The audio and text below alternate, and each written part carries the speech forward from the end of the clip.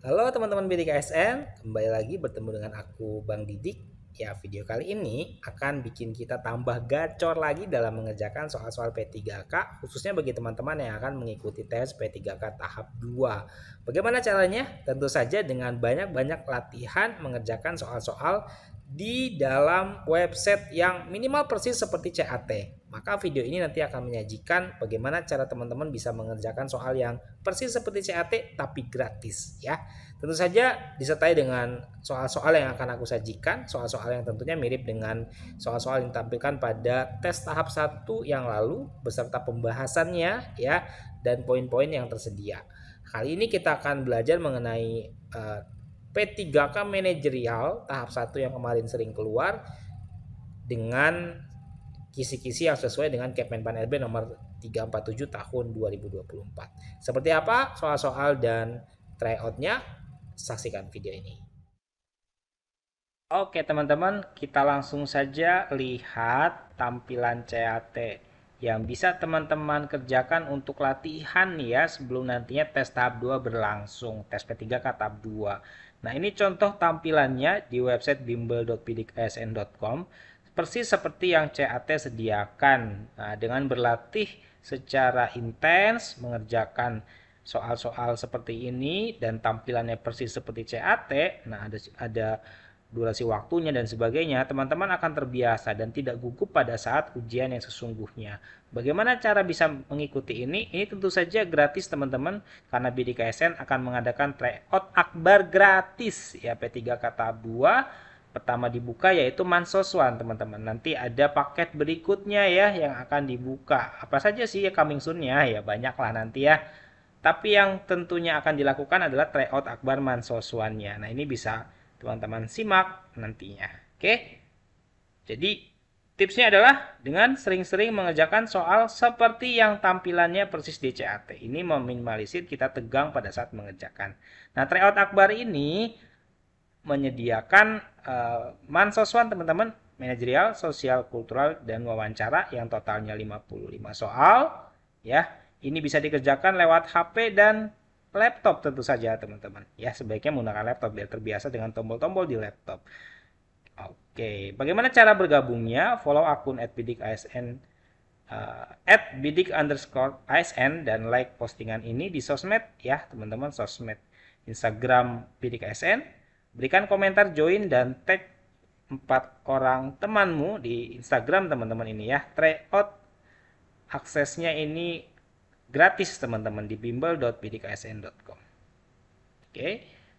Nah, selanjutnya kita akan bahas soal-soal teman-teman seperti biasa. Soal-soalnya ada 8 soal kali ini manajerial yang akan kita bahas beserta pembahasannya. Soal nomor 1 teman-teman.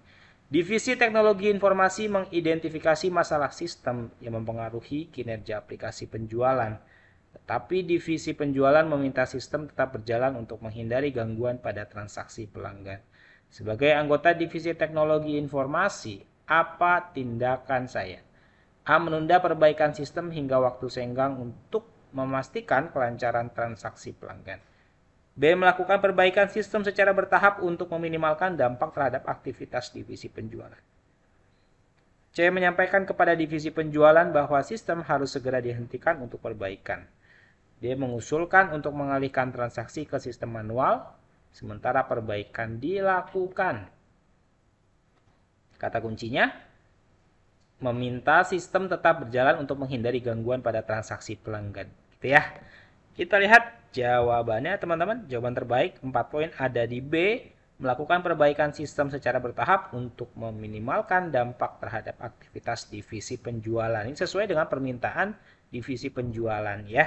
Supaya tidak mengganggu apa tadi transaksi yang dilakukan oleh pelanggan. Gitu ya. 4 poin ada di B. Kemudian 3 poinnya di A. Menunda perbaikan sistem hingga waktu senggang ya untuk memastikan kelancaran transaksi pelanggan. Baru kemudian C dan D masing-masing 2 dan 1 poin. Pembahasannya opsi B ini menunjukkan pendekatan strategis untuk menangani masalah teknis tanpa mengganggu aktivitas penting divisi lain. Oke teman-teman, Bang Didik kita lanjut soal nomor 2. Divisi keuangan menolak laporan pengeluaran dari divisi logistik karena format yang digunakan tidak sesuai standar. Sebagai anggota divisi logistik, apa yang harus saya lakukan?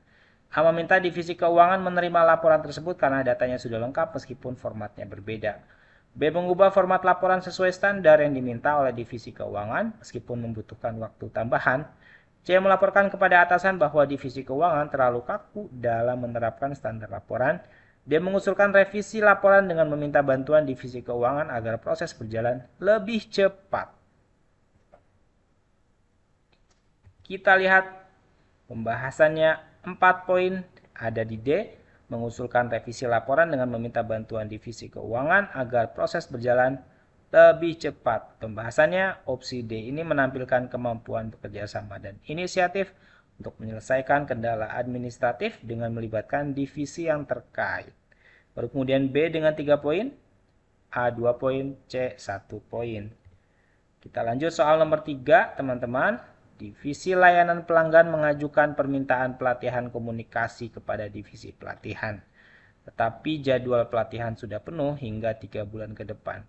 Sebagai anggota divisi layanan pelanggan, apa langkah terbaik saya?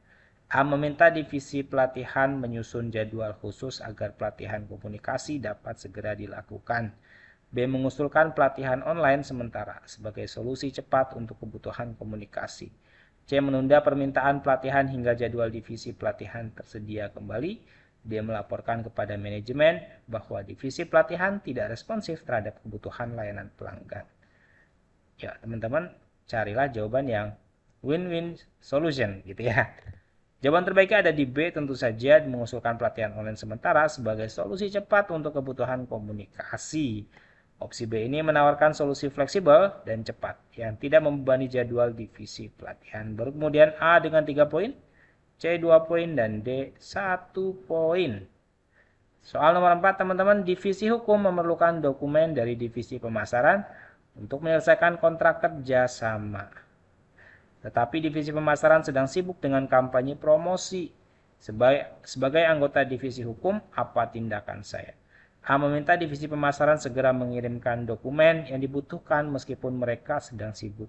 B. Menawarkan bantuan kepada divisi pemasaran untuk menyusun dokumen yang diperlukan agar proses lebih cepat selesai. C. Menunggu divisi pemasaran menyelesaikan kampanye promosi sebelum meminta dokumen.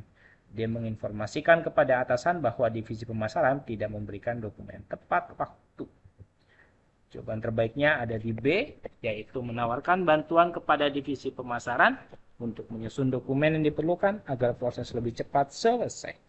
Pembahasannya opsi B ini menunjukkan inisiatif untuk membantu divisi lain sambil memastikan kebutuhan kerjasama tetap terpenuhi. Baru kemudian A dengan 3 poin, C 2 poin, dan D 1 poin, teman-teman. Soal nomor 5, divisi logistik perlu mempercepat pengiriman barang untuk memenuhi permintaan divisi penjualan, tetapi jumlah pengemudi terbatas. Sebagai anggota divisi logistik, tindakan saya adalah A. Meminta divisi penjualan menyesuaikan jadwal pengiriman sesuai ketersediaan pengemudi. B. Mengusulkan untuk menggunakan jasa pengiriman pihak ketiga untuk memenuhi kebutuhan mendesak. C. Mengalihkan sebagian pengemudi dari proyek lain untuk membantu pengiriman barang. D. Melaporkan kepada manajemen bahwa kebutuhan pengemudi logistik tidak mencukupi. Kita lihat jawabannya. B adalah jawaban terbaik dengan 4 poin, mengusulkan untuk menggunakan jasa pengiriman pihak ketiga untuk memenuhi kebutuhan mendesak. Opsi B ini menunjukkan fleksibilitas dan kemampuan untuk mencari solusi eksternal tanpa mengganggu aktivitas internal divisi logistik. Baru kemudian A 3 poin, C 2 poin, dan D 1 poin. Soal nomor 6. Divisi teknologi informasi mendeteksi celah keamanan pada sistem yang digunakan oleh divisi keuangan. Namun divisi keuangan merasa penutupan akses sementara akan mengganggu operasional mereka. Sebagai anggota tim TI, langkah terbaik saya adalah A. Segera menutup akses ke sistem tanpa diskusi lebih lanjut untuk mencegah kebocoran data. B. Mengadakan diskusi darurat dengan divisi keuangan untuk merumuskan solusi keamanan yang tidak mengganggu operasional mereka. C. Mengirimkan laporan kepada manajemen untuk meminta keputusan terkait langkah yang harus diambil. D. Membiarkan sistem berjalan hingga divisi keuangan selesai dengan tugas penting mereka. Oke teman-teman, jawaban terbaik ada di B, mengadakan diskusi darurat dengan divisi keuangan untuk merumuskan solusi keamanan yang tidak mengganggu operasional mereka. Pembahasannya, opsi B ini menunjukkan pendekatan kolaboratif yang memperhatikan keamanan sekaligus kebutuhan operasional divisi keuangan. Oke, nomor 7. Divisi pengadaan mengalami keterlambatan dalam proses permintaan divisi operasional karena tidak menerima spesifikasi barang secara detail. Sebagai anggota divisi operasional, apa yang harus saya lakukan? A. Menyampaikan ulang spesifikasi barang dengan detail, lebih lengkap untuk mempercepat proses pengadaan. B. Meminta divisi pengadaan untuk memperkirakan spesifikasi berdasarkan kebutuhan umum. C. Menunggu divisi pengadaan memproses permintaan sesuai prosedur standar mereka. Dia melaporkan divisi pengadaan kepada atasan karena keterlambatan ini menghambat operasional. Dan jawaban terbaik ada di A, menyampaikan ulang spesifikasi barang dengan detail lebih lengkap untuk mempercepat proses pengadaan. Baru kemudian D dengan 3 poin, B 2 poin, dan C 1 poin. Pembahasannya, opsi A ini menunjukkan sikap tanggung jawab dan mendukung kelancaran kerjasama dengan memberikan informasi yang diperlukan secara rinci. Nomor 8 untuk teman-teman bisa jawab di kolom komentar. Latihan ya, divisi pemasaran meminta data pelanggan terbaru dari divisi IT untuk menyusun strategi kampanye baru. Namun data tersebut memerlukan waktu pemrosesan karena ukurannya besar. Sebagai anggota divisi pemasaran, langkah terbaik saya adalah A. Mendesak divisi IT untuk mempercepat pemrosesan data meskipun harus mengorbankan akurasi. Mengajukan permintaan tambahan kepada divisi IT untuk memberikan data dalam tahap awal secara bertahap.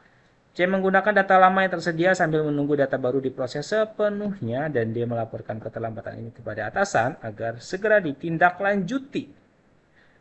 Ya, teman-teman bantu jawab di kolom komentar, teman-teman pejuang ASN. Dan jangan lupa supaya terbiasa mengerjakan soal-soal layaknya yang ditampilkan di CAT nanti, maka teman-teman bisa memanfaatkan dengan baik tryout akbar yang diselenggarakan oleh Bidik ASN secara gratis ya, dengan mansoswannya nih gratis, manajerial, sosial kultural, dan wawancara, berisi 55 soal. Aksesnya fleksibel, bisa di HP maupun laptop ya, dengan tryout soal dan pembahasan yang lengkap beserta poin-poinnya. Syarat bergabungnya simpel sekali. Follow akun Instagram @bidik_ASN Instagram teman-teman, dan like postingan di Instagram Bidik ASN. Beri komentar, join, dan tag 4 orang temanmu serta hashtag webinar Bidik ASN. Akses tryout di website bimbel.bidiksn.com atau dapat menghubungi, ya lebih mudahnya dapat menghubungi kontak person yang terdapat di deskripsi di bawah ini. Tersedia juga paket soal yang bisa teman-teman gunakan untuk latihan. Ada administrasi perkantoran, penata layanan operasional, dan operator layanan operasional dari harga 139.000 ya teman-teman, 99.000, dan kita ekstra diskonkan saja menjadi 59.000 khusus bagi teman-teman P3K tahap 2. Nah, itulah teman-teman bocoran soal dan contoh tampilan soal di CAT yang teman-teman bisa persiapkan nantinya pada tes tahap 2. Jangan ragu lagi untuk mengerjakan tryout akbar tersebut karena tampilannya sudah mirip dengan tampilan yang tersedia di CAT. Gratis untuk teman-teman semua dari Bang Didik dan Bidik ASN. Sampai jumpa di video berikutnya dengan pembahasan soal yang lain. Dadah!